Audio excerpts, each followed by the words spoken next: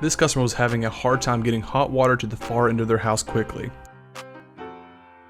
This is a fairly simple fix by installing a recirculating pump to the existing water heater and adding a sensor valve on the far end of the house to create a full recirculating system. First, we turn off the water heater, allowing it to cool and partially drain the system to allow most of the water in the pipes to drain down in order to minimize the mess. Then we cut the piping on the hot side of the water heater.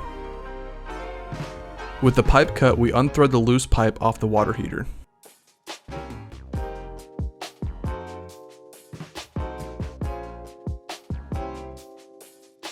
Now we thread the new fitting attached to the pump onto the water heater. And then we crimp the new fitting using a Pro Press.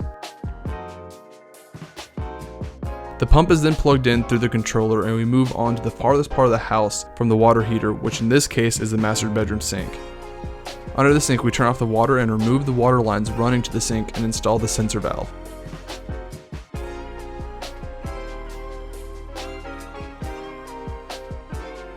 With the lines installed, the system is then complete. If you have an issue like this or any other plumbing need, please feel free to call us at 678-403-1071.